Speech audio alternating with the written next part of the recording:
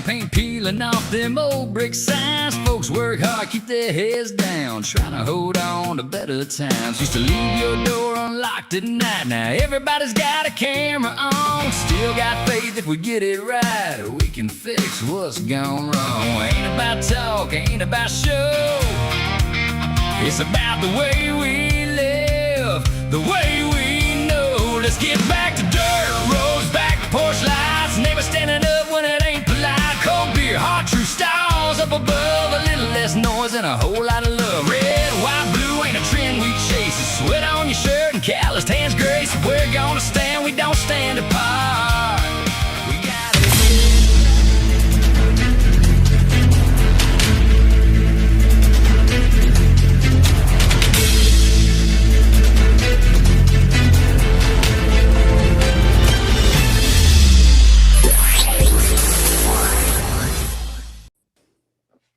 Well, welcome into Apex News Above the Noise. I am Kyle Thompson. And I'm Craig. Sorry. It's all right, along my good friend here, Craig Blanton. Hey, Craig, it's good to see you. Hope things are going well in your end. We got some storms last night. Things were a little wild and crazy here. So yeah, we lost electric all over Frankfort and Franklin County. Good. My area out here in southwest Franklin County, in Huntington Woods, we were out 14 hours. But fortunately, I got smart and bought a generator 2 years ago. Man. So Smart. my total outage was about 1 minute, powering Nice. up and powering down, doing Nice. the switch. So it's already paid for itself. Well, I think that was one of those storms that kind of popped up on us. We weren't really expecting a ton of Mostly wind. Only got Yep. 0.87 inches of rain. Yep. But Wow. wind It's that time of year. Yeah. Yeah. Well, 5 stories tonight. I want to tell you up front that this is a show where the stories build on each other in ways that matter. We open with the DNC's financial position heading into the November midterms, which is remarkable in a way that benefits Republicans who are watching and should concern Democrats as well, who are honest. Then Washington said goodbye to Lindsey Graham today in a state funeral, while 2 of the world's most consequential leaders met with President Trump at the White House. Then the Biden audio tapes that a former president spent years and considerable legal resources fighting to suppress are released. I don't blame him. I know, and what's on them is significant. This is not a little deal that came out. Then Kentucky's own Senator Rand Paul published an op-ed this morning laying out his full COVID origins investigation in advance of Anthony Fauci's subpoena testimony, which is supposed to happen tomorrow at 8:30 in the morning. That's going to be tough for you to get up that early, No, Craig. I will be up to watch. You will be up for that one, huh? Yes. This op-ed goes well beyond the diary we covered in our last show. The Slack messages, the FBI stand down at JFK, the CIA contacts going back to 2015, all documented, all released. And we close with a significant consumer accountability story, Craig. Johnson & Johnson has offered $5.5 billion with a B dollars to settle 76,000 lawsuits over its talcum baby powder and ovarian cancer claims. Yeah. So let's get right into all that. But before we do, thank you guys for joining us. Welcome into Apex News. If this is your first time, we built this program specifically so that you can get all the news and facts that you need without all that spin. Tonight gives you something to think about. Hit that subscribe button. Make sure you hit that notification bell so that you can be notified every single time we're about to go live.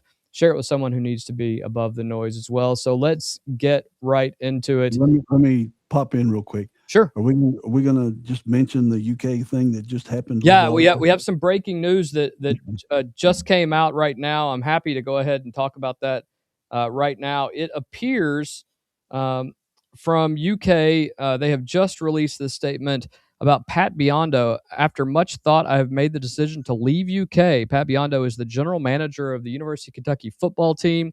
He has informed University of Kentucky Athletics that he is stepping down immediately. He has only been at the school for a couple of months, and they say they respect his choice and the personal consideration behind it. We are grateful for his contributions to our program. That leads us to a ton of questions that we don't have any answers to. That literally just came out about 10 minutes ago. And apparently nobody else does, because the only question is why. Yeah. And we don't have those answers yet. No, I don't think anybody's got them yet. And it's very surprising. Of course, the next question is, who is going to be moved up with regard to this. At this point, it appears that the assistant GM, Pete Nokta, may be moving up. We don't have any information otherwise. He was the assistant GM, and as we said, we believe the GM position in the NIL world is a really big deal, especially in football and basketball. And I don't have any answers at this point. If I get any information while we're on the air, I will obviously let you guys know. Getting into tonight's first story, man, it is a big one. 100 days before the November midterm elections, the Democrat National Committee is operating in the red. That is shocking, Craig. I don't even know any other word to put it. According to the federal, this isn't the first year either. No, it is not. According to the Federal Election Commission filings, as of June 30th, the DNC reported $16.3 million in cash on hand, but $18.5 million in debts and loans, a net deficit of approximately $2.2 million. We have a video, shockingly, from Morning Joe this morning, and we'll get into that right now.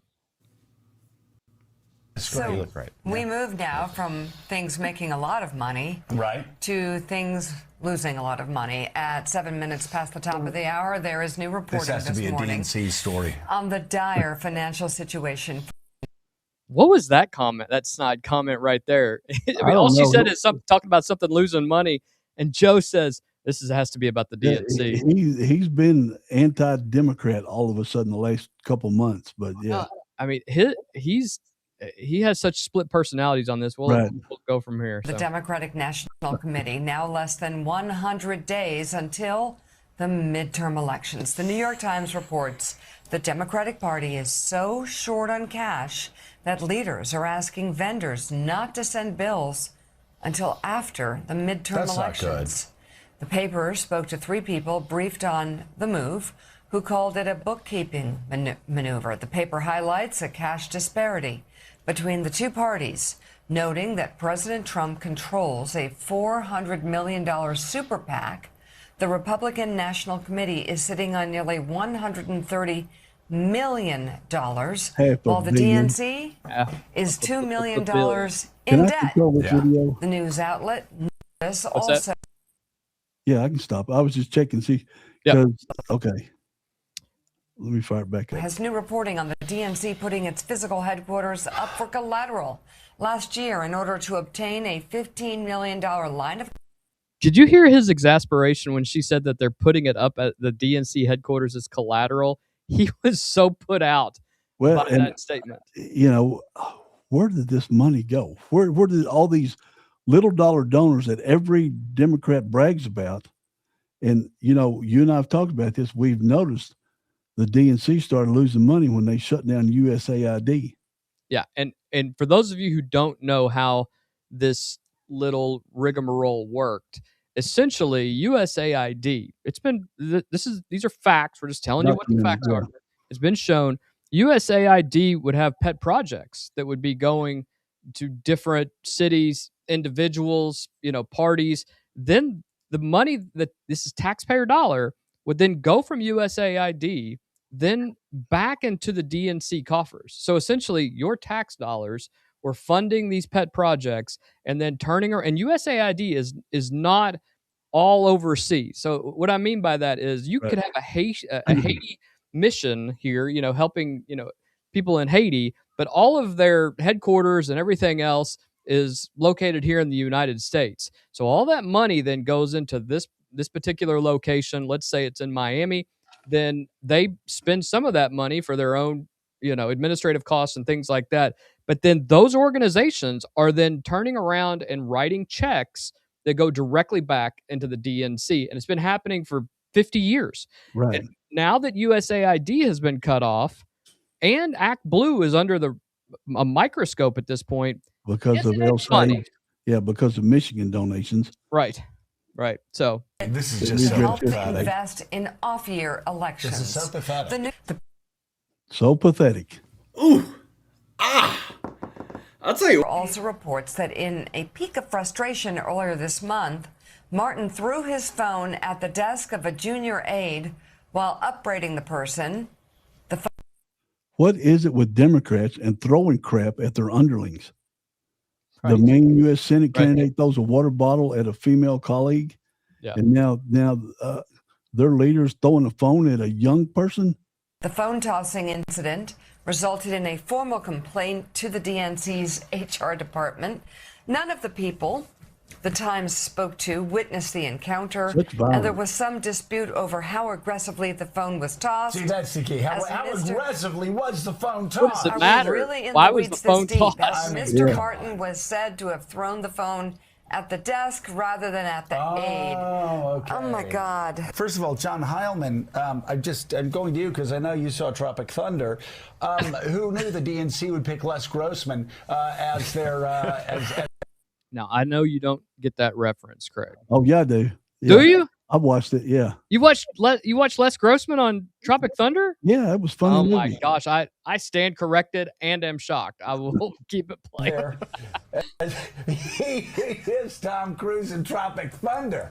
And not only that, I'm sorry, with the president's approval ratings at an all-time low, 32%. with the ballot test at an all-time high for Democrats, with Democratic candidates raising money. John Ossoff, I mean, good Lord, they're raising money left and right. But they still are at this huge disadvantage because Ken Martin is, get this, when Democrats should be doing better than ever, Ken Martin is mortgaging the DNC to be able to pay bills. I'll say that again. You have a DNC head that is mortgaging the building so he can take out a loan. And when he's not doing that, the New York Times reports that he's going full, and you never go full Les Grossman, but he's gone full Les Grossman, throwing the phone at the desk. You don't want to go full Les Grossman. You don't want to. Listen, there's lots of stuff to talk about with this, but this is obscene, the amount of money that has been quote unquote raised, and now that they are in debt. This is the Democrat National Committee, who has for years told us that we have to fight the oligarchy, we have to fight we have to fight Orange Man Bad, all of these things. They have raised record-setting amounts of money. John Ossoff, they were talking about, has set all sorts of records when it comes to senatorial campaigns, and this is the result: is that the DNC, the Democrat National Committee, is on the verge of bankruptcy. There's no other word for it. If they can get a $15 million loan on their building, where in the crap did they get the money to buy the building in the first place? How many donor dollars that were given to candidates to be spent all over the country were used to buy a luxury building that they're gonna probably lose because they've been in debt for quite a while now? They're gonna end up downsizing because they'll have to pay this debt at some point. Kind of like what happened in Kentucky, right? Yeah, kind of. Our state Democrat headquarters just sold, I understand. And it's, you cannot go in that building. It is a hazardous waste zone. You're not even allowed to go in there. There's so many problems with it. It needs to be knocked down. This is when I saw this, it's unbelievable that the National Democrat Party or Democrat National Committee is literally broke, and they might win the House of Representatives. They could, but these are the people who send money to different candidates. So right now, I just got an email from our good friend OJ Alika. He said, make sure you guys come out to the Andy Barr thing. It's a big fundraiser for Andy Barr. Charles Booker is going to look to the DNC and the Democrat super PACs and simply say, you have to pay me because I have to put ads up all of the time. Every time something's on Facebook, every time they turn on the TV, I'm going to have ads. There's no money to spread around. And if Charles Booker, who is already in an uphill battle, if the DNC's looking at this, they're not going to give it to him. They're going to give it to Troy Jackson in Maine, who they believe has a better shot, or El Said in Michigan.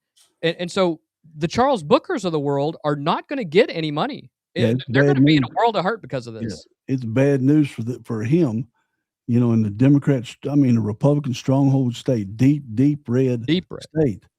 there's not that many people going to give money. Just throw it away. You might as well just drive down the road, throw it out the window. Yeah, because he has no shot of winning at all. And especially if you're not going to have a strong national committee. Yeah, that's what I was going to say. If the DNC doesn't have faith to give him money, why should a local Democrat, give money to him? It's just going to be throwing it out the window. Well, the Republican National Committee, on the other hand, over the same period, has reported a $128 million in cash and zero debt.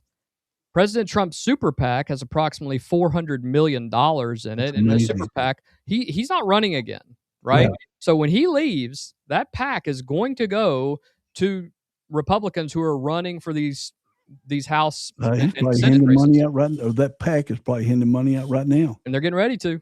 The financial gap heading into a midterm cycle is not just large, it's historically anomalous. The most striking piece emerged over the weekend when Notice reported, based on DC deed records, that the DNC had posted its physical headquarters building in Southeast Washington as collateral for a $15 million line of credit from Amalgamated Bank obtained in October of 2025. So this happened a year ago. Right, last year. Don't even sound like a real now think about this.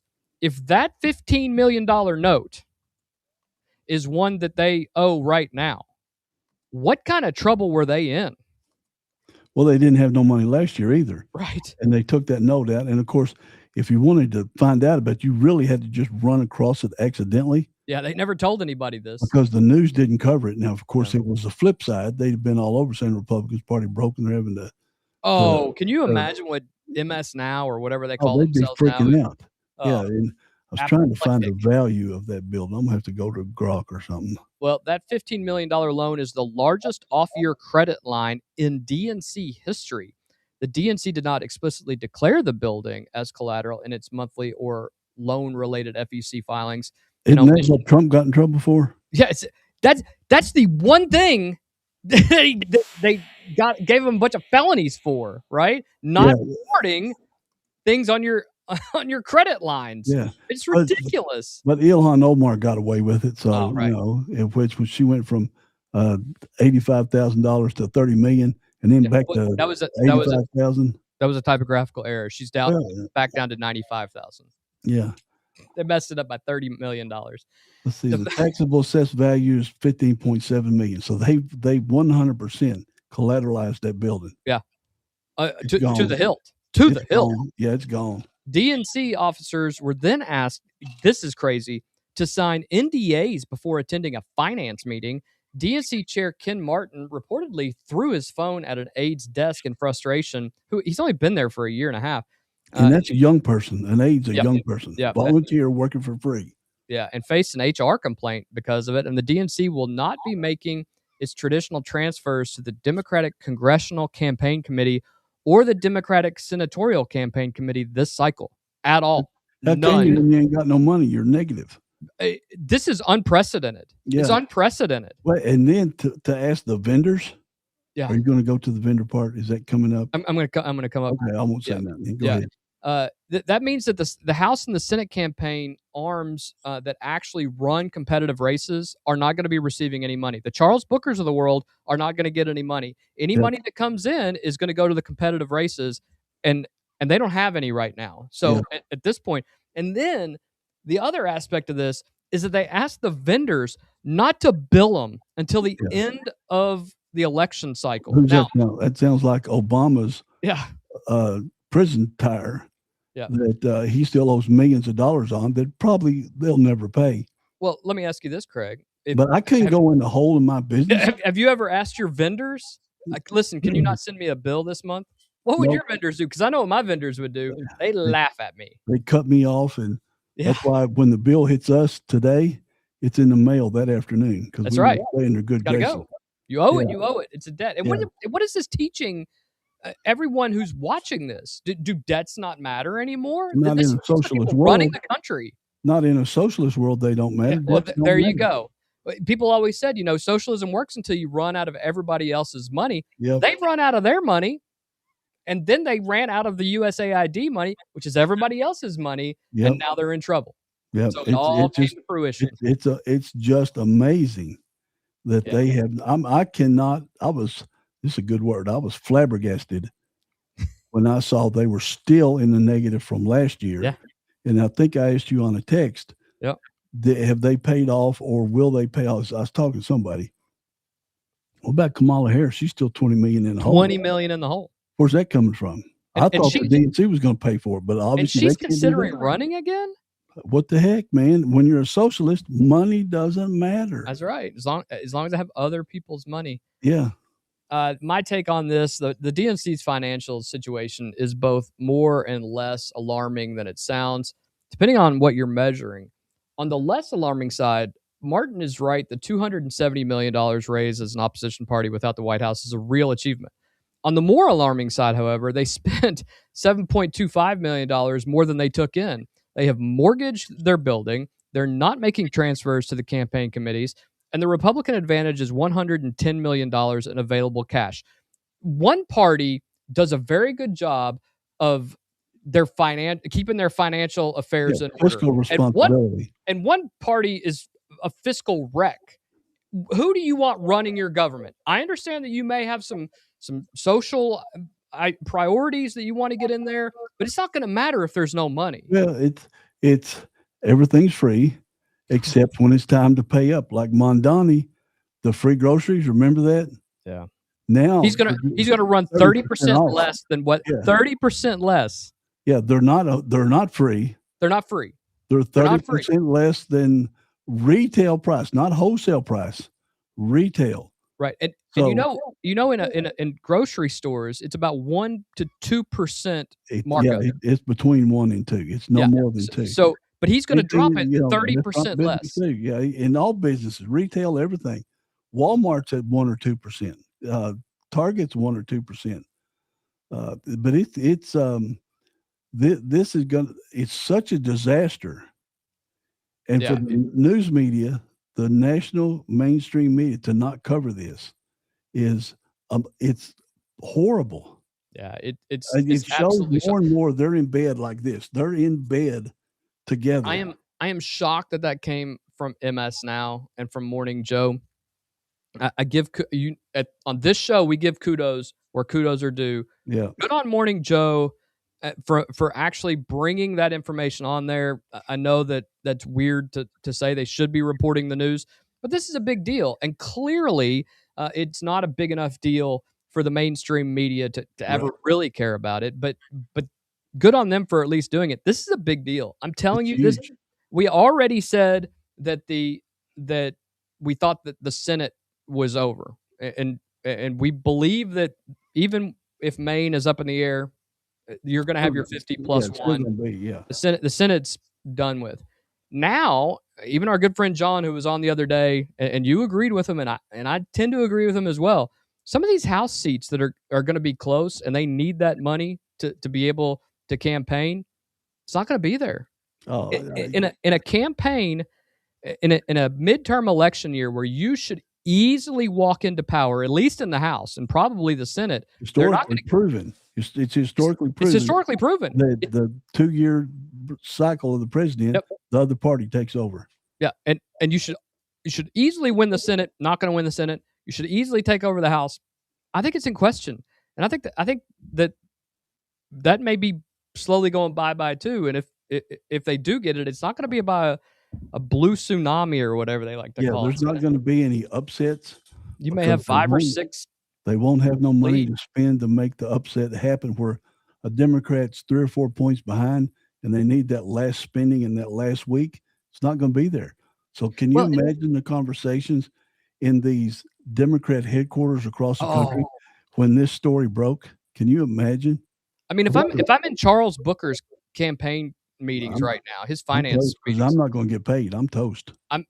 I'm leaving to go find another marketing job somewhere. Yeah. I mean, there are some true believers that'll stick around, but you're not going to get paid. They've asked their vendors not to bill them. So who's the next person after the vendors? Well, if they're in contract that last year, if they're building it, the only asset they're building is totally mortgaged to the hilt. Yeah. And they don't got no money to pay people this year. And they're going to say, hold off till November and we'll pay you after. Right. Well, why would a human being in these supposedly hard economic times, donate to the Democrat Party so they can pay off their vendors. Ain't nobody going to do that, or very few people will do that. Not even that woman living in that trailer that we profiled yesterday. It's Waffle. Yeah, Miss Waffle. It's not going to happen. There ain't going to be a flood of $5 donations coming in so Kyle's T-shirt company can get paid. That's for right. about $100,000 worth of T-shirts you basically donated to the campaign. Because they're not going to pay you. It's crazy. From party finances to one of Washington's most weighted days in recent memory, because today the United States Senate said goodbye to Lindsey Graham while two of the world's most consequential leaders were in Washington simultaneously. Today, Washington gave its formal state farewell. It just wrapped up. In fact, I think the post stuff may still be going on TV, to Senator Lindsey Graham. A ceremony at the United States Capitol was followed by a funeral service at Washington National Cathedral. Have you ever been to Washington National Cathedral? No, I've seen it from the outside. Gorgeous. It is unbelievable. You should really get a chance to get there, where President Trump delivered remarks honoring a man he called one of the greatest senators he had ever known. Graham's sister and appointed successor, Senator Darlene Graham Norton, South Carolina's first female senator, was present alongside Governor Henry McMaster, congressional colleagues, and foreign leaders who Graham had worked with for decades. Among those who traveled to Washington to pay their respects were Ukrainian President Volodymyr Zelensky and Israeli Prime Minister Benjamin Netanyahu. Graham had visited Ukraine 10 times during the war with Russia and died hours after returning from his final trip to Kyiv. He was a steadfast Senate ally of Israel through decades of work on the Foreign Relations Committee. Their presence honored the personal relationships he built. What made today's Washington a series of events additionally remarkable is that both Zelensky and Netanyahu, having come to pay their respects, also held separate individual meetings with President Trump at the White House. Zelensky described his meeting as good. The principal items discussed were American licenses that would allow Ukraine to produce Patriot missile interceptors domestically, meaning domestically for Ukraine, a step toward Ukrainian self-sufficiency in its air defense, and the broader diplomatic framework for ending the Russian-Ukraine war. Zelensky's Telegram post, "We talked with the president about licenses for producing interceptors for the Patriots and other ideas that could help. We also talked about diplomacy. It is important to step up the diplomatic process." That is very good news to hear. Netanyahu's meeting was the first in-person session between the two leaders since Operation Epic Fury began on February 28th. The agenda, the Iran war, the framework agreement for peace in Lebanon, and efforts to expand the Abraham Accords. When asked about his and Netanyahu's alignment on Iran, Trump said, quote, "We have a little difference, but pretty close." Yeah. The Senate is expected to vote tonight on Jay Clayton's confirmation as Director of National Intelligence. Craig, Lindsey Graham was buried today. Zelensky and Netanyahu both flew to Washington, attended the funeral, and then sat down separately with Trump. Zelensky pushing for interceptor licenses that let Ukraine make its own Patriot missiles. Netanyahu and Trump have a little difference on Iran 5 months into a war that started at their direction. Former U.S. officials say Iran sees Trump's leverage waning before the midterms. I don't really know about that. What is this day, this day as a whole, the funeral and the diplomacy meetings, say about the weight Graham carried and what his absence means for American foreign policy going forward? He's our foreign policy leader in Congress, hands down. It's not even close. And those two guys coming, and Trump not holding a pre-meeting press conference, it should tell you something, how serious today's meeting was, beyond them paying their respects for Lindsey Graham. When Trump doesn't want to get in front of a camera, you know it's serious business. Yeah, and absolutely. I found that because I was looking to see if they were doing a presser with it, to see the questions the press would ask, and it was no go, because I still think they're building up to just go wipe out Iran. I think you're probably right. And my favorite thing about today, I shouldn't say favorite, the most intriguing thing about today is that I'm reading CNN and MS Now, and even on Twitter, and they said Iranian officials say they've never asked for peace. Which Iranian officials are you? Right. They never say which one. They never say, because we know they have. Right. And the flip side of that is they're saying, and Trump's over here saying that they want to have a meeting and that they are meeting. Well, who do you believe? the people who are getting bombed back to the Stone Age, or the guy who's like, I am bombing them back to the Stone Age, but they're asking me to talk about it. Maybe we'll stop, maybe we won't. What benefit do we have to say that we're? I mean, it doesn't make sense to me. I mean, or why report that? You know that they're liars. They've been liars for 50 years. Why would you report that that is the truth? Because the media is against anything Trump. Orange man bad. There's no way around that. But Iran is going to use it for propaganda to keep their IRGC forces pumped up, and we're trying to settle it. It's not going to happen. I don't think, no matter what, it's not going to happen. And with the Houthis in Yemen hitting another Saudi ship, what is Saudi Arabia waiting on to not go and bomb the crap out of the Houthis? I don't understand. We did get some progress. Yeah. Jordan, Israel left southern Jordan, and the Jordan military came in so that Hamas couldn't take over that area again. Now, is it like that today? I don't know, but there was video of the Jordanian soldiers coming in. But how Saudi Arabia is not going after Yemen, how and our friend from the BBN show, he's in Qatar now. Yeah. He moved from Saudi to Qatar, and so you're worried about him. Yeah, Big Mike. Yeah, Big Mike, and this thing could blow up at any minute. That's why I think we've called off the bombing raids for a while. We're loading up. We're getting munitions on these ships, that the aircraft carriers. And I think it's just going to be sortie after sortie after sortie. And we're going to take out all their infrastructure except their desalinization plants.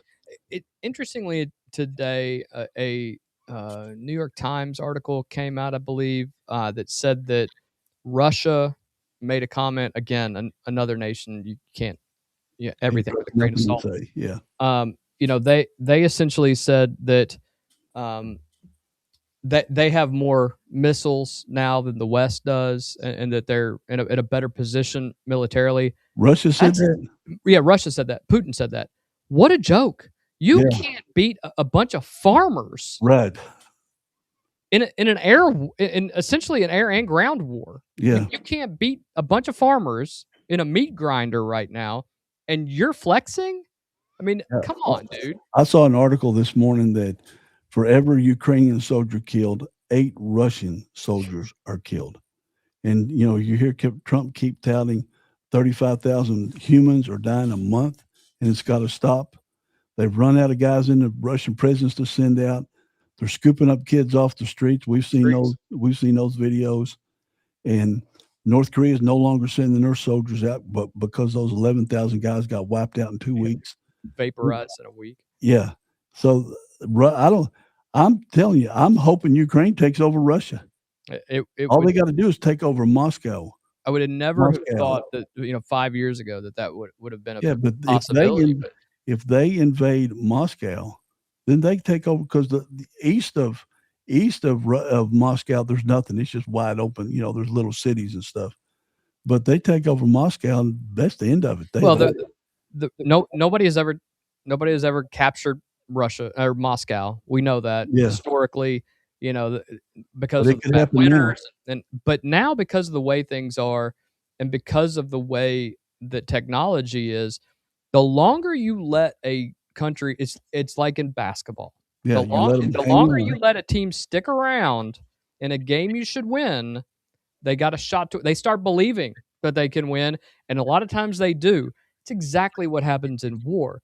Now Ukraine truly believes that they can win this. The problem is that the Russian people, they have no idea what's actually happening. Right. They're being fed state media, and they believe that they're winning this war. You want the perfect example? Use a World Cup. We saw all those videos where the world citizens that came to watch the World Cup in the United States said it's a completely different country than how their media portrays us in their homeland. Isn't that wild? They couldn't believe how wide open it was, how free access was, besides your ranch dressing and free refills. They couldn't believe, which is good enough to take how over the country is, based on what they were told, have been told their whole life on their hometown news media. It's opened their eyes. Best thing that ever happened to the United States was the World Cup. Yeah. And this is what's happened in Russia. Like you said, the propaganda in Iran too. They're not telling the truth. Their internets are shut down. And I'm telling you, man, Ukraine could take over Moscow. Yeah, I think they could. Obviously, something will happen before the winter. We know that, and then there will be a winter bog down where nothing will happen because it's just the way that it is. They'll be fighting for inches. The interesting thing about Lindsey Graham, the number of dignitaries from around the world, especially Zelensky, especially Netanyahu, there have been presidents that have died, recently, and it didn't have the kind of dignitaries that were here. He was, if you didn't like him, you respected him, and he was a war hawk. We're gonna just call it like we see it. He was a war hawk, but he was also the leader in foreign diplomacy, and that's gone now. And so now the United States has to look for whoever that new leader is going to be. And I think you probably saw Marco Rubio and J.D. Vance heavily involved in those talks because they know they're going to be involved over the next probably 4 to 8 years. Just the way the map is looking at this point. Yeah, it's the respect that he's being shown today. I told my wife when we was up in Lawrenceburg, you don't see that for other senators, other speakers of the House, other Senate majority leaders, Senate presidents. You just don't see it. And everybody, I watched some of this morning. Everybody and their brothers, they're paying their respects to Lindsey Graham. Benjamin Netanyahu is not coming to Nancy Pelosi's funeral. No, heck no. When Chuck Schumer passes, I hope it's a long time. When Zelensky flew from the other side of the planet. Yeah, if Mitch McConnell, if something happens and he passes, these guys aren't coming back for their. And it's not just a policy thing; it's a respect thing. They respected Lindsey Graham. Right. Yeah. They appreciated what he did. For those Democrats were there, Republicans were there, a whole bunch of people I'd never seen before were there. And I did mention McConnell earlier. I watched a podcast with Andy Bashir, which was what Bashir did. Yeah, very poor taste in what he said. Essentially said, there's some Republicans who believe, he said there's a lot of people who believe that I can't do anything after August 3rd. I don't believe that. But he said, why would I want to do anything? Lindsey Graham's not there. Mitch McConnell isn't voting on anything. He hasn't voted on any of these things. It's better for Democrats for me not to do anything. Deplorable.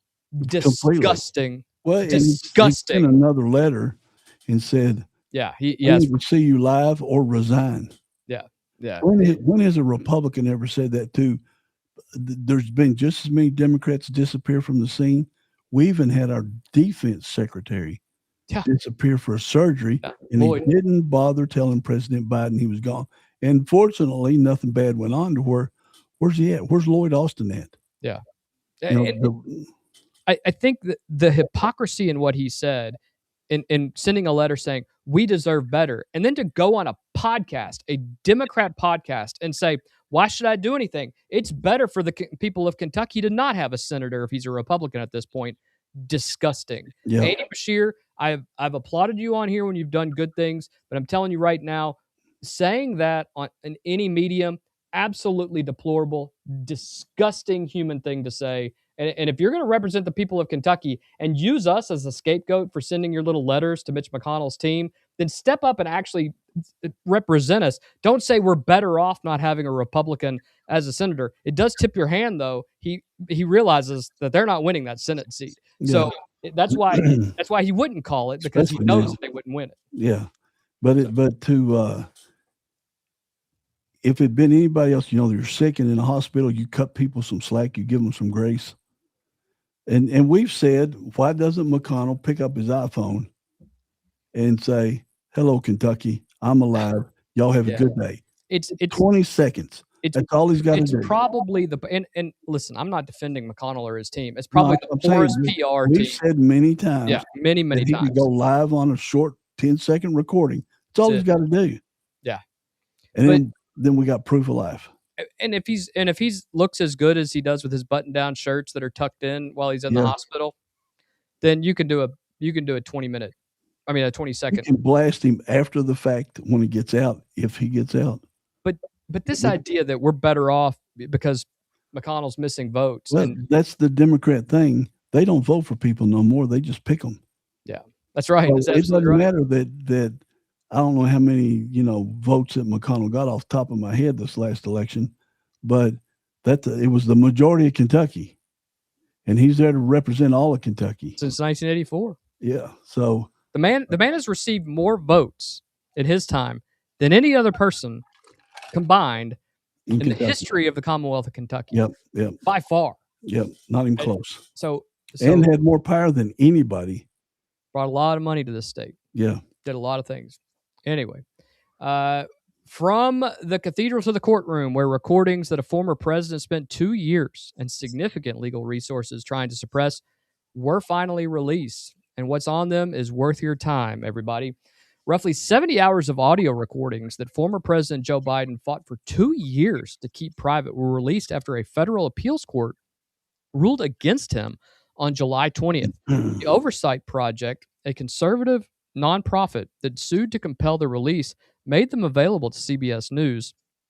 The recordings were made while Biden worked with his ghostwriter, Mark Zwanitzer, on the 2017 memoir Promise Me Dad. Remember, that was before he ran the second time, or when he ran and won in 2020. So this is before that.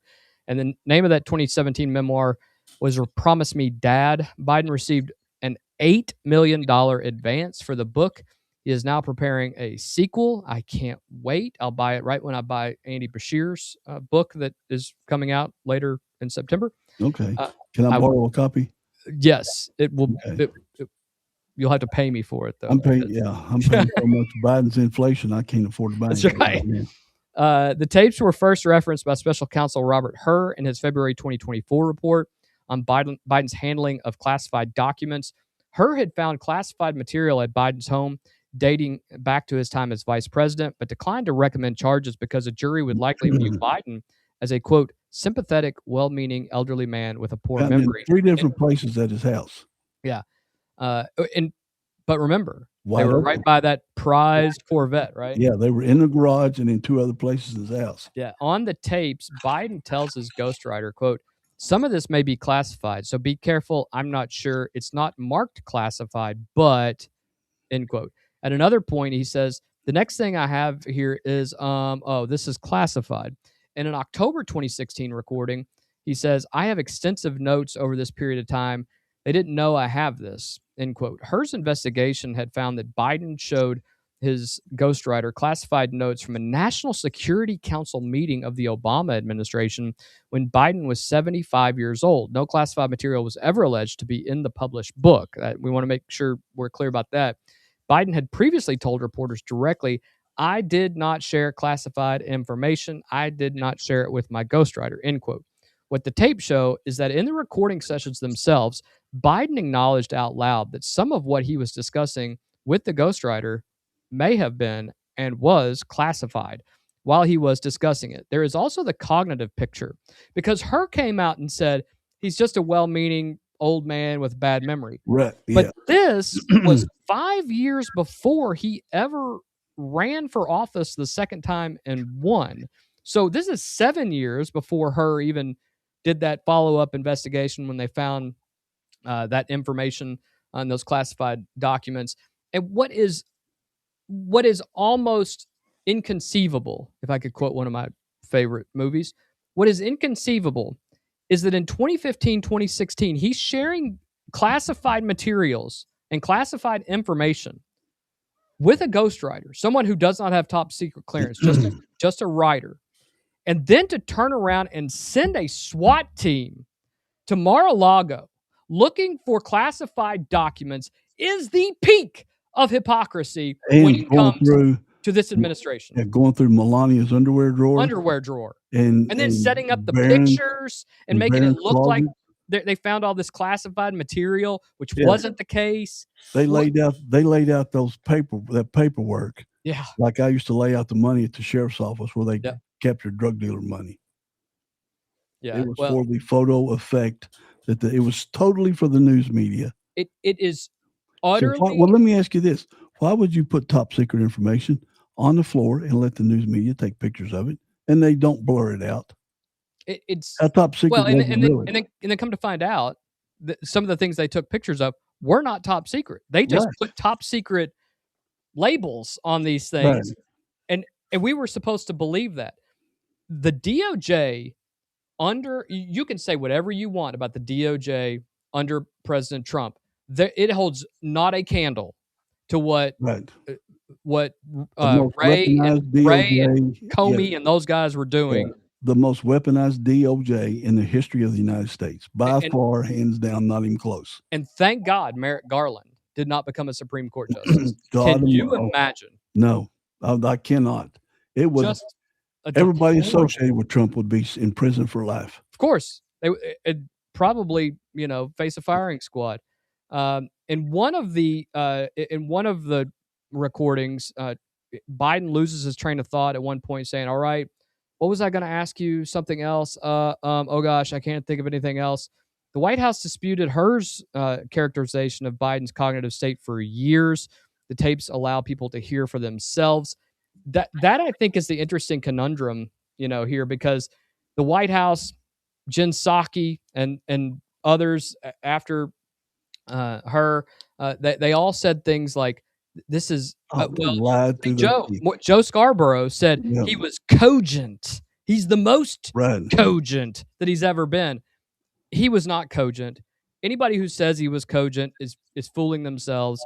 These are the same people who now say that President Trump is has to have the 25th Amendment used against him because he falls they said asleep. it all last time too. Yeah. But Karine Jean-Pierre. I was going to say Jean-Pierre, but that ain't right. Karine Jean-Pierre. She was a historic besides figure. reading, yeah, she was historic. But she could read good off of pieces of paper. Her binder. All she had that binder. Yeah, binder chick. But her line saying she's saying, "I'm a young woman and I can't even keep up with Joe Biden." What a load of crap. Right. Come on. Total load of crap. That Joe Biden posted a picture the other day of them on the beach. It was, I think it was 92 degrees that day in Delaware and Rehoboth, and they were all wearing big heavy jackets. Their PR teams are the worst. Like we know you're not on the beach. That was fall. That was probably a fall photo. 100%. But they're getting ready to put out another book. Jill just put out her book. It failed catastrophically. Yep. This one will not be bought. I can't imagine anybody would want to read this. We all know it's a ghostwriter. We know he didn't write the first one. He's not writing this one. Yeah. So, and if you listen to any of the audio tapes, even back then, he still couldn't concentrate. 81 million votes, folks. And he went to they put a lid every day at 5 o'clock or 4 o'clock. Trump's up at 2 o'clock in the morning holding press conferences, flying back from some country on the other side of the planet. But he should be 25th Amendment. He got to be 25th Amendment. He's all this and that and the other. Craig, let me ask you this. Biden is on tape telling his ghostwriter that some of what they're discussing may be classified and to be careful. So clearly he's showing him something. Yeah. He says this is classified during one session. He says he has notes that they didn't know I have. He previously told the public flatly, I didn't share classified documents. What's the honest evaluation of this gap? He didn't know what he's doing. I still say it's Wizard of Oz. Somebody behind that blue curtain has got their hand up his back. Jill and Barack. He had his, I think it was Susan Rice. I think really? Because she was Obama's right-hand man. Remember, Obama said, I'd like to have one more term where I run everything, but I'm not upfront about it. I think it was Susan Rice all the time. I just do. I've always thought it was Susan Rice that was pulling the strings in the Biden White House. But they're telling him what to do. They give him note cards with photos so he even knows who the darn reporters are that he's known his whole life. 50 years in Congress. Tells him who to call. And they load questions out to the reporters so that he's got the answer that he can read off of. Yeah. Just like Karine Jean-Pierre. Oh, you nailed it. How did she always know what page to flip to when one of the White House correspondents would ask her a question? Well, here, never was it to a page that she didn't have in her book. Yeah. And the thing wasn't that thick. No, it wasn't. And she was not historic. It was a Wizard of Oz presidency. Yeah. Yeah, she's dumber than a box of rocks. Yeah. Well, That's why she's not on TV right now too. already lost that job. Yeah. She had it for 3 months or something. Right. Yeah. Well, we are going to stay on the COVID story that we talked about yesterday because Senator Rand Paul published an op-ed today. Did you get a chance to read it? Did not. Oh boy. This morning on Fox News that goes significantly further than the diary, and he's Kentucky's own senator, and Fauci testifies under subpoena before his committee at 8:30 tomorrow morning. Homeland Security Committee. Yeah. Senator Rand Paul of Kentucky published a lengthy op-ed in Fox News this morning laying out the full scope of his Senate Homeland Security Committee's COVID origins investigation. The timing is deliberate. Anthony Fauci will testify under subpoena before Paul's committee tomorrow, July 29th at 8:30 in the morning. All documents referenced in the op-ed are available at paul.senate.gov/reading room. We're covering this as Paul's documented investigation, his op-ed, and the records he has released. And we want to be clear that this is his framing and his argument. That's how we want to be clear that we say this. With that said, the specific documents he cites are real, and they are released, and they are striking, starting with the proximal origin paper, the March 2020 paper that was cited by virtually every fact checker and health official and social media fact checker who wanted the lab leak question closed. Paul says Slack messages he has now released show that the paper's authors privately held very different views from what they published. Christian Anderson, Paul says, privately put the odds of a lab origin at only 30%. Eddie Holmes said 20%, then revised it to 10. Anderson told colleagues in Slack messages about what he called smoking-ish guns that left him not comfortable with his own conclusions in the published paper.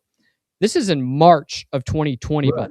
Yeah, right at the beginning. Yeah, these scientists publicly ruled out a lab leak. Behind closed doors, though, Paul says their messages tell a very different story. And those same scientists, Paul documents, were in direct contact with the intelligence community throughout the pandemic. Anderson reportedly expected to have a handler from within the intelligence community. Holmes cited a source in China he called My Spy after the DARPA defuse proposal leaked. The proposal describing how to insert furin cleavage sites into bat coronaviruses, which many see as the blueprint for COVID-19. The group discussed the need to, quote, stay off email and curate their correspondence, quote, for the FOIA records. Holmes promised to, quote, chat to the intelligence folks, end quote. And the authors are also said they needed to get something back to Tony's team at NIH. Paul's key point here, these are not scientists managing scientific uncertainty.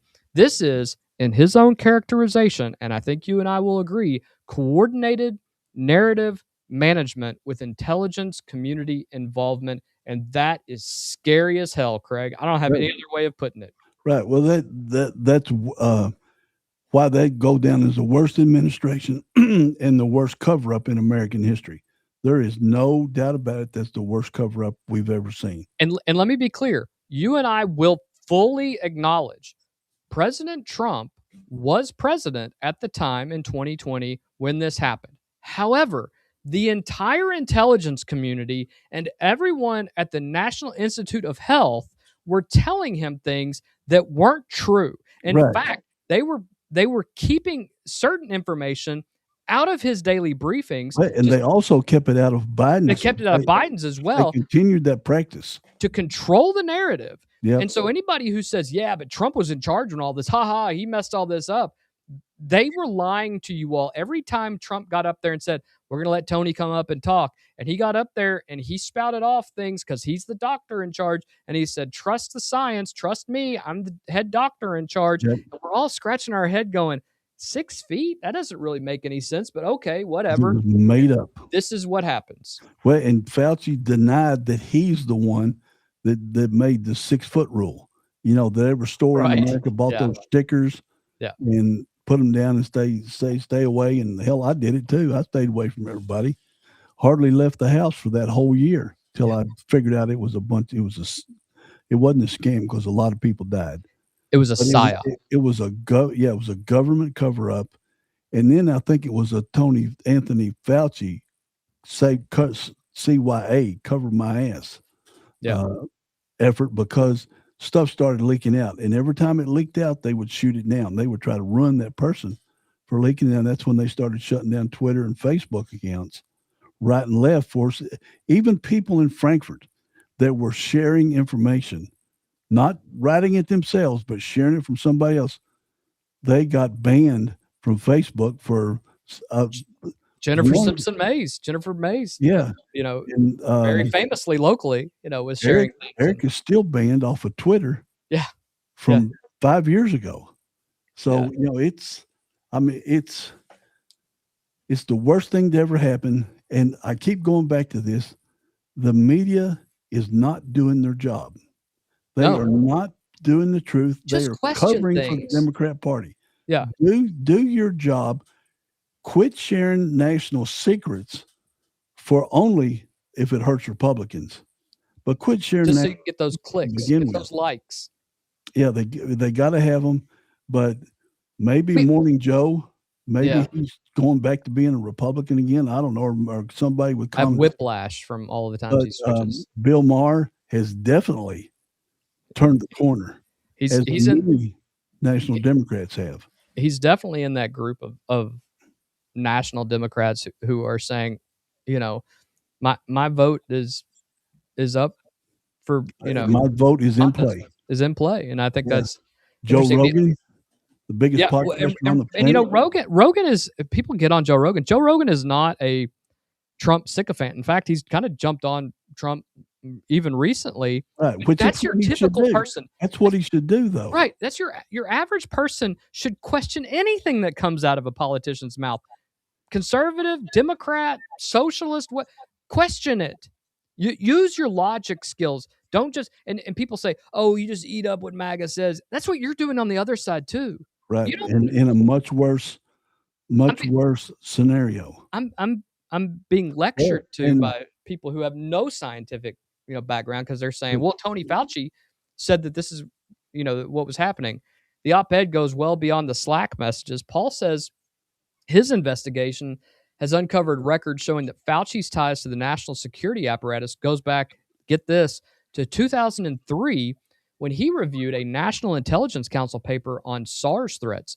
On January 31st, 2020, weeks before Proximal Origin was even published, Paul says Fauci told Christian Anderson directly to take his furin cleavage site concerns to the FBI, and in the UK to MI5. He personally coordinated Anderson and Holmes' next moves. Paul says while the public was being told that the lab leak question was closed, and later documents, Paul says, show Fauci receiving top secret and sensitive compartmented information intelligence briefings on the virus's origins for years afterwards, arranged through the White House Situation Room on Ralph Baric, one of the world's most prominent coronavirologists.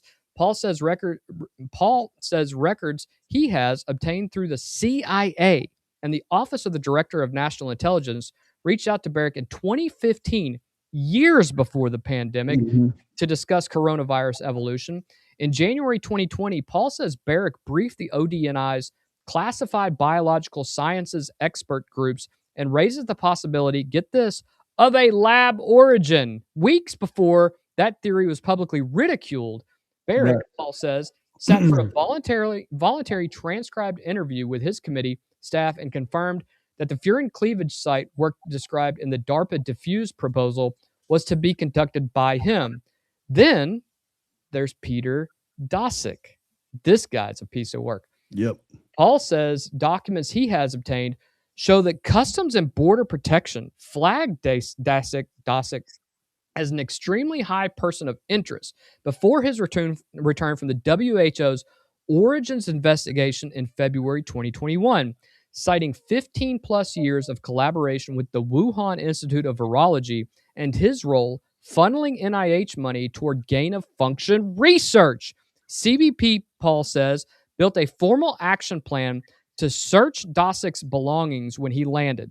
3 days before he landed at JFK Airport, Paul says the FBI told CBP to stand down. That's the kicker right there. He walked through untouched. Paul says he has also released documents showing seizures of biological agents, including coronavirus samples, this is shocking, being smuggled in and out of the United States by Chinese-linked researchers, and that 2 NIH virologists were charged this year with trying to smuggle monkeypox into this country. No, it's called Mpox now. Whatever. You'll offend somebody. Yeah, don't want to offend the monkeys. Tomorrow at 8:30 in the morning, Anthony Fauci will appear before Paul's committee under subpoena. Everything you just heard is just a preview at this point. Yeah, I've heard part of that, and I remember all of, because I'm a conspiracy guy, right? I've watched all the videos. I've seen all the things on Twitter and Instagram and stuff. And you wonder, is it true or is it not? But there was such effort made to, and I don't know if Fauci controlled it all, because remember we saw where the FBI kept stuff out of Biden's daily briefings that they would provide. They wouldn't put that stuff in there. I don't know who was controlling the FBI then. I don't know where Fauci developed all of a sudden all this power. James Comey and then Christopher Wray. Yeah, but how darn neck's itching. How this wasn't exposed. It was a massive cover up.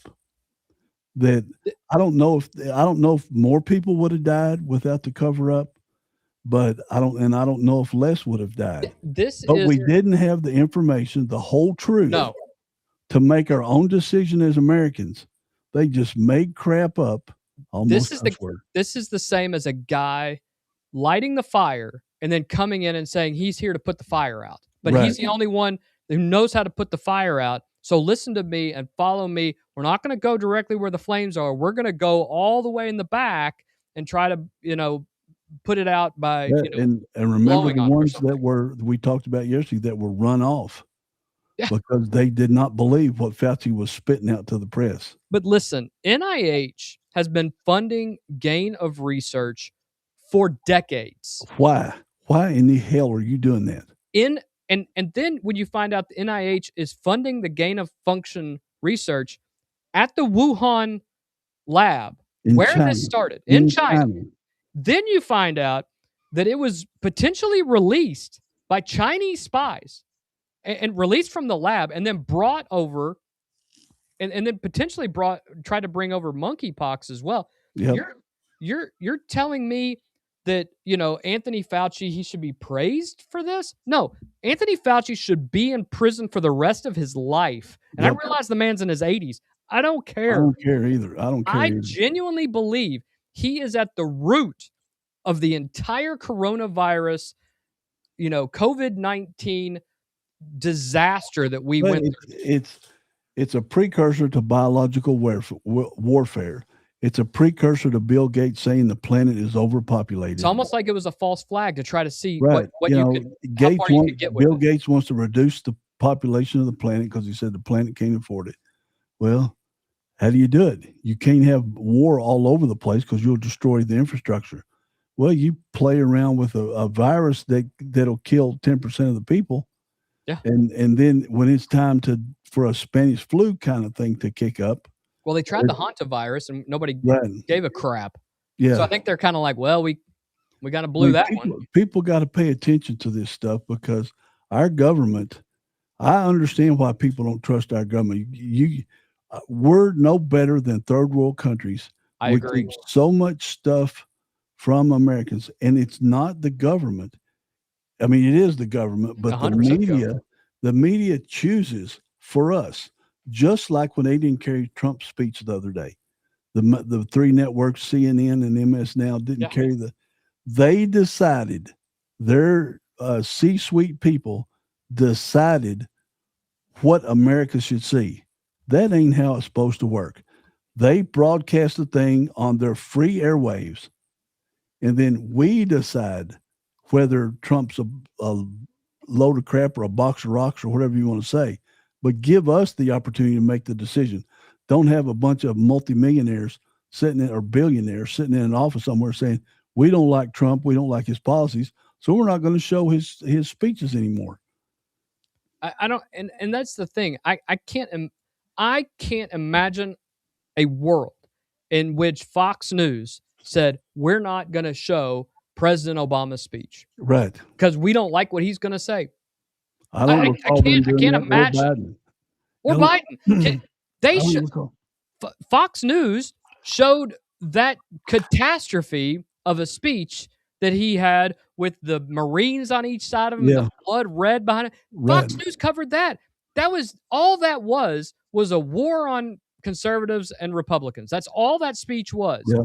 And that was while the George Floyd things were happening and the riots were happening, and he was demonizing Republicans throughout the country. Fox News showed that. They showed all the highlights. And it's like a podcaster yesterday joked about CNN having only 43,000 viewers. How are they still on the air? Ted Turner is turned over in his grade so much, it's unbelievable. Well, Jane but does out of 350 million Americans, in one of their shows, they had only 43,000 viewers. Well, Podcasters get, I think it was Joe Rogan that said it. Podcasters get more than that, live viewers all the time. You're going to put Abby Phillips against Joe Rogan? I watch Joe Rogan. I get actual information from the people he's interviewing. Abby Phillips, if you say anything she doesn't agree with, she had a 5-minute argument with somebody about the word widespread when it came to voter. If what's his name, Scott Jennings was off of CNN, I don't know that they'd have 25 years. No, I don't. I watch it just to see him laugh at them for being so stupid. You can't tell me that they don't understand what their viewers, the reason their viewership is down. They want to blame it on everything else and changing times and podcasts and people are dumb and they don't want to know all these things. It's not about that. You're not giving them facts. You're not giving them news stories. You're giving them pundits that want to come on and argue with people about whether widespread voter fraud. You can use the word widespread when there's only 6,000 people who voted wrong. Give me a break. Well, and Wolf Blitzer was set up to be the Walter Cronkite of our era. But when Trump came down the golden escalator and the leadership decided right off the bat they hated him. Yep. That's when I lost all respect for Wolf Blitzer. He became nothing but a mouthpiece. No, absolutely. And same with what's his name, the guy that wrote the book about Biden's Jake Tapper. He's the same. Oh, the video, the side-by-side videos of where in 1 year he's talking about how cognizant and brilliant Joe Biden is. And then the next he's like, I uncovered the fact that he didn't. Give me a break, Jake. What a Jen really would have been on you then. What a hypocrite. Yeah, I agree. Is Jake Tapper. What a fun hypocrite he is. Yeah. That's right. Yep.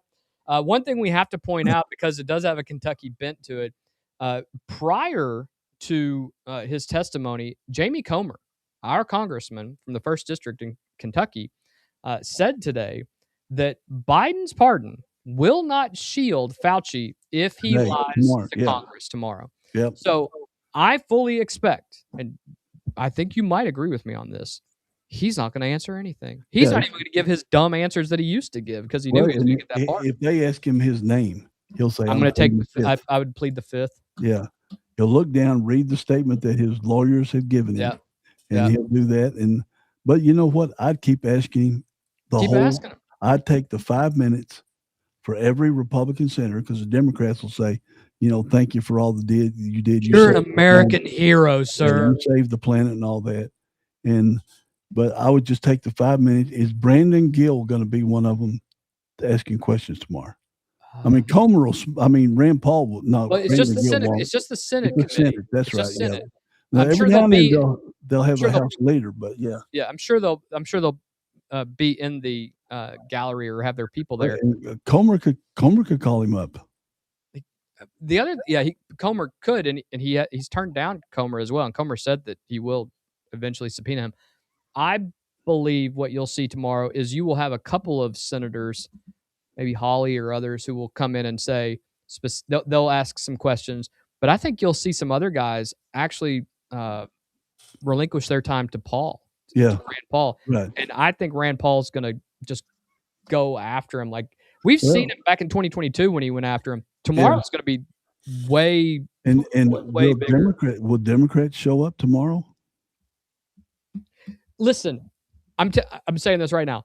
If Democrats wanted to win over your moderate, middle of the road independents, they would come in there guns a-blazing tomorrow at Fauci and say, how dare you? You crushed our economy. You did all these things. And while it may be hypocritical, they would get their sound bites. They're so dumb. They're not even going to do that. Yeah, even the ones that were newly elected after 22. Absolutely. They could come in and do it, and they got credibility. Absolutely. But if you were elected prior to 2020 and you took up for Fauci and the whole gain of function bullcrap and everything, then you might as well not even show up. Imagine you're Amy Klobuchar, you know, or if you're I don't know, if you're in Michigan or something, and you're one of these states. She's running for governor, right? Yeah, she is. This will be used against her. Absolutely would be used against her. You should go in there. Because Republicans got money. Well, Republicans got money, Democrats don't. They can clip this thing up tomorrow. Look, there's Jennifer. I didn't say nothing. I just said he said it was a fun hypocrite. Yeah, and but it was that made me lose my train of thought. But Republicans will have money to clip these things out and use them against candidates across the country. Well, if Fauci takes the fifth, then he's automatically guilty. They'll use those. Yeah. This is going to be a marketing bonanza. If you're a Democrat, from a blue state right now, or a purple state, I should say, more of a purple state. Mm-hmm. If you're a Democrat in a purple state, you got to go off tomorrow.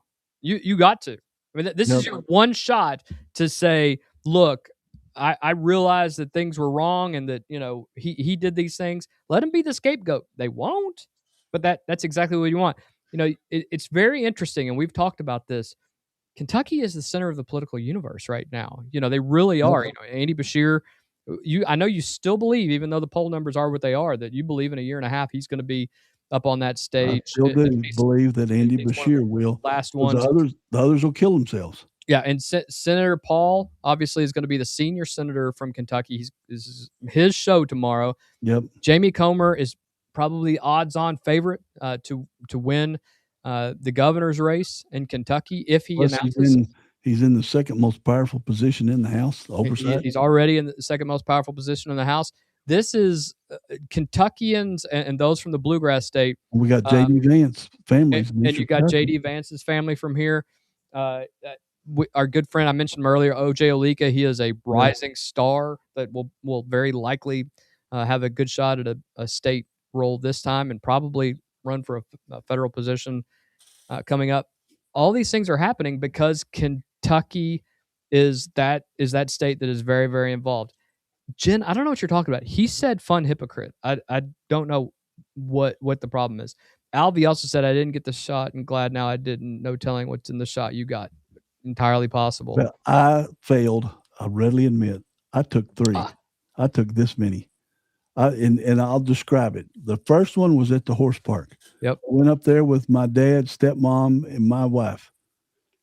It reminded me of movies, apocalyptic movies, where everybody's standing in line, walking up to do things.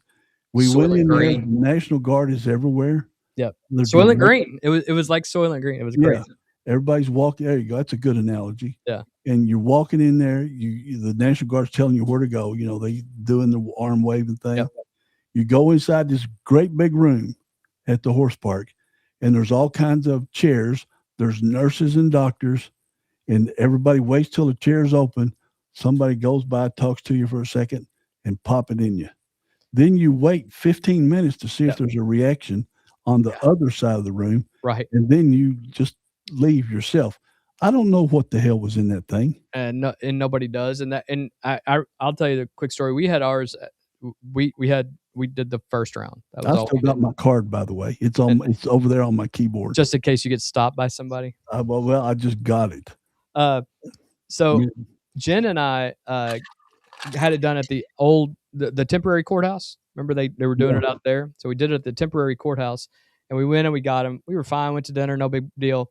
We both woke up at like 2:30 in the morning at the same time, and I got up and I was going to the bathroom. I'm crawling on the floor, and Jen looks over at me. She goes, "I think we made a mistake." Well, Yeah, look at all the young people that have those heart problems. That's specific. myocarditis. What's it called? Myocarditis. Myocarditis. That young people rarely, like less than 0.1% got, and then we're hearing of basketball players just falling over dead on courts at practice. Football players, people that are in shape, not old people, but young people, 20-year-old, 18-year-old people. And all of a sudden, they're studying it now and don't think they're not. Oh, They're following all these people that got their shots in their young age. well, if And you really want to see something crazy, go look at the number of male adult soccer players in Europe that have had instant death over the last 6 years. right. Great. Here's a great question right here, Kyle. How many of the shots did you get before they admitted you could get it after shot? 3. Yeah, Specifically, I remember I got when that. the 4th shot come out and it said it's only good for 10 days. I said, the hell with this. Well, when I did not let Teresa get a 3rd shot. She got 2. well, when they kept saying that if you weren't vaccinated, you couldn't be around people who were vaccinated, I'm like, then you're not vaccinated. That's the whole. That's the exact. That's the exact thing what a vaccination is. But it was brutal. It was dumb. I'm not necessarily telling I was you. a chump. I was a chump. I was too. Admit it. And Well, I bought into it because I was afraid. We stayed home most of the time. My wife made masks for us. Yep. And then I remember posting a video on the internet where we're at my house. I hold up a ladder and I get my daughter through a mask, a doubled layer mask, which is what they said to do, to blow through it, and it blew the flame out. Yeah. So I got on there and said, well, if the air that we're breathing can blow a ladder out, how is this cloth mask stopping a microscopic thing, whatever you call it? Well, you just needed a better mask, according to. Well, you could wear 3 because remember at one time they said wear 3. Yeah. But if air can get through it, then you know some little microscopic disease can get through it too. Well, Jen and I we love to travel, and we knew that if we were going to travel, which we did, we got married that year and we were traveling. We knew that they were going to require us to show proof of vaccination, and so we did it the first time to show that we had it. I'll get my card ready for tomorrow. I would never, looking back on it, and I know Jen would agree. And she said it as soon as I said this. It was a mistake. We wouldn't do it again. Yeah, and you're supposed to wear a mask on a beach when the wind's blowing 20 in your car miles by an hour. yourself. Yeah, I laughed at people that were driving down the road in a car with their windows up, and they're wearing a mask. Or, supposedly direct sunlight at the time would dry it up and it would just kind of go away. Right. So you're on a beach, wind's blowing 20 or 30 miles an hour all day long. Wind coming in off the ocean inshore, and they're still telling people to wear masks and not sit close to each other. The other thing that, before we move, and we'll wrap this up, but the other thing that made it so bad was the fun hypocrites on the other side that were saying you can't do all these things, and then Gavin Newsom is seen at the French Laundry restaurant in San Francisco with all of his friends and family unmasked and doing all these things. It was, do as I say, not as I do kind of thing. Nancy Pelosi went and got her hair done. Pelosi got her hair done. Everybody was in there. She wasn't wearing it. Like then that's the problem with government. And Republicans were doing it too, but they were the ones who were saying we don't have to do these things. And California locked everything down. And I don't know if you saw this video, but there was a restaurant across the street from a movie set. The restaurant went out of business. Yep. But the lady went on some media show, I don't remember what channel, and said they're doing a movie across the street. Nobody's wearing a mask, but they're safe. But I couldn't let nobody come in my restaurant. I can't pay my rent, so I'm out of business. We went to Miami the January of 2021, as Florida never closed, but that was when things were starting to open back up, and we were down in there in January of 2021. People were so happy, and it was one of the best trips we ever took because people were so nice to each other. They were so happy because everyone had been shut in for so long. They were done with it, and it was phenomenal. I'll always remember that. We had a very, very small room. That was another joke about it, but the people just walking in Miami were just so happy to be free, and they had come from all over the world. And it's called the free state of Florida for a reason. That's when it started. I sent you a text today or a Facebook post today where Ron DeSantis was kind of taking a victory lap on some of the people now that Fauci's stuff has come out. He should. He absolutely should. He was right. 100% right. His students in his state didn't suffer for 2 years. They did not. They're advanced. The people got to live in the free state of Florida. I mean, that's why that term still exists today. We were in the free state of Florida during the coronavirus, and I didn't see no more people dropping there. And, and here's the thing. I got two nieces that are nurses, one in Florida, one in Texas. They were told if somebody, like say you have a heart attack, but you also have coronavirus, you told that death is a coronavirus death, even though your heart, you got nine arteries are all clogged up. They still had. You felt 10 stories on your head, but you died of coronavirus. You died of coronavirus because the federal government paid more money to the hospitals if it's a coronavirus death than it was a regular heart attack. Now that's secondhand knowledge from two nieces that were nurses in Texas and Florida. I heard it from billing specialists. I totally believe that. Okay. But when he told me that, and of course I was a conspiracy nut back then. You're not now though. I'm still am, but I was much worse, and I got ridiculed a lot. Oh, I remember because of that. Yeah, but I didn't back down. I didn't care. Brutal Facebook battles. Yeah. I remember. Yep, I didn't back down. No, it's the best way to be. We close tonight with a story that has been building in the courts for more than a decade and which just reached what may be its final chapter. We'll get right into that right now as our last story. Johnson & Johnson announced Monday that it is offering $5.5 billion to settle approximately 76,000 lawsuits claiming that its baby powder and other talcum powder products cause ovarian cancer. The proposed settlement covers nearly all remaining talc claims in federal court in New Jersey and related state courts and is conditioned on at least 95% of eligible claimants choosing to participate. Johnson & Johnson denies that its talc-based products caused cancer. Its vice president of litigation, Eric Haas, said in the company statement that the claims lack scientific merit. It's been going on 10 years, but they lack scientific merit. But that settling allows the company to put this matter behind it and remain focused on its mission. That is the standard language of corporate legal settlements, and it deserves to be taken as such. The company has already stopped selling talc-based baby powder in the United States and Canada, but not other places. That happened in 2020. But what it took to get to this $5.5 billion offer, more than a decade of litigation and 3 separate attempts by J&J to use a legal maneuver, creating a subsidiary, loading with the talc liability, and filing that subsidiary for bankruptcy to limit exposure. Was this just one state? Well, yes, but just New Jersey with that $1 billion. It's in New Jersey federal court, and what they did was in federal court, they filed class actions. It's very, very similar to what's happening with Monsanto right now. Yeah, and those cases are in mesothelioma. Yeah. Mesothelioma. Mesothelioma. Yeah. Yeah. So who's going to make the money out of this, Kyle? Who's making the money? The dastardly lawyers? Or the lawyers are cancer. Lawyers on both sides are making all the money. Yeah, they're going to get the vast majority of it, right? Yeah, 100%. And in fact, I don't have the math in front of me, but and everybody's going to be graded on whether you died from ovarian cancer, whether you still have ovarian cancer, whether you might have ovarian cancer, and so that's also a very soulless thing to do, but that's exactly what will happen. The plaintiff's lead attorney, Chris Seeger, said the settlements ensure plaintiffs receive fair and meaningful compensation for their injuries.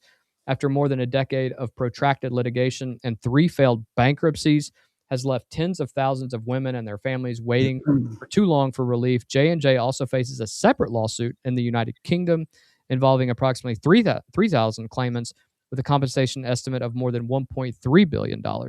The $5.5 billion number sounds large. However, divided among 76,000 claimants, it averages to roughly $72,000 per person before attorney's fees, which will be 40% at a minimum. At a minimum, yeah, because I participated in an iPhone thing just for the heck of it to see what I'd get. I got $7.32. Yeah. And it was a hundreds of millions of dollars settlement. Yeah. And I got $7.32. It costs more to write the check and mail it than the Albie, we're sorry. $7. Albie, we're sorry your mom went through that terrible disease. We're sorry that she may have been a victim of this. We're glad you probably got world-class care at the Marquee because they are great up there. But what a terrible situation. Listen, we know that products cause cancer. We don't know all of them. We know that Roundup is probably causing non-Hodgkin's lymphoma. And because of that, you need to be compensated. The problem with this, and I'll be honest, I don't really like the plaintiff's counsel's response to this. Number one, because it makes it sound like they're gonna push people to take this settlement, even if they don't necessarily want it. But sure they will. But it's a little disingenuous because their team is going to get about $2.5 billion in legal costs. Yeah, that's because you're going to take all of your costs off the top. Maybe that's $500 million, and then you're going to take your 40%. So that's $2 billion. Yeah. So $2.5 billion. All of a sudden, the attorneys are like, "This is a pretty good deal. You should probably take this." Yeah, and would they want the $72,000 or would they want to not have cancer? Oh, I have people all the time tell me I'd give you all the money back if I could have my family. I'll give you $1 million if you can have cancer, and I'd say no in a heartbeat. There wouldn't even be a thought. No, it's pitiful, and the fact of the matter is, just like you said, it never truly compensates people. It never does. It doesn't get your loved one back. It doesn't get your body back after it's been ravaged by this. If somehow you survived this, and it doesn't take away the heartbreak and the pain that your family felt. But lawyers get rich, and as a lawyer, I will tell you, it's great that we have the best legal system on the planet. And I appreciate your honesty, Kyle. But at the end of the day, that $2.5 billion that could go to these families, while $72,000 before you take the 40% out of it, that may not even cover some of the healthcare costs that they're still paying off as families. Yeah. It's just, again, it shows Apex Media is honest. Kyle is an attorney. Of course, I know he's an attorney because he's my attorney. And, but I still asked him the hard question, and he honestly answered it. And always will. So I appreciate, his honesty, and that shows you what kind of show we're doing. Is that we're not favoring Republicans, Democrats, or this cause or that cause. We're just trying to bring the straight facts so you can make the decision. Yeah, we call out President Trump and the Republicans all the time when they say stupid stuff. And it's just time for common sense in this world to come back a little bit more. And unfortunately, the people who are in control don't want you to have common sense, and they definitely don't want you to use it. And I think that's sad. Craig, anything before we get out of here tonight? No, no Kentucky news. No Kentucky news other than we lost our football GM today. Yeah. We'll update you with a little bit more information. Long enough to see what impact he would have on the football program. Yeah. Well, we'll definitely do that. J-Bat's been on the job for about 4 weeks now. We will probably be hearing from him soon, as well as the athletic director at the University of Kentucky. There's more to the story. There's going to be more to all this story. Yeah. But we will keep you up to date on some of these stories. The DNC story is huge. This story about Fauci is not going to go away. And I know people on the left are saying, why are we even talking about this anymore? Let's just move on. No. You potentially killed people, and you crushed families because of what you did. Why do we still talk about January 6th? Yeah, right. So well, it's funny because in some of the tweets today, they're actually saying we shouldn't focus on Fauci. We should focus on January 6th. Yeah. So, one killed millions of people, and the only one that died was from a Capitol police officer. Yeah, but who was never charged. If you're going to do one, you got to do both. You can't just cherry pick what you want to do and share it with the public. Yep. Craig, thank you as always to everyone watching and listening. Thank you for being here. Make sure you subscribe if you haven't. Give us a like. Share it with someone who needs to be above the noise. And until next time, make sure that you stay informed, stay sharp, and stay above the noise. Have a great night, everybody. Tonight is a full moon, so stay out of them streets. Stay behind those locked doors. The judge won't see you until Thursday morning here. So have a great night. We will talk to you guys later. Be good.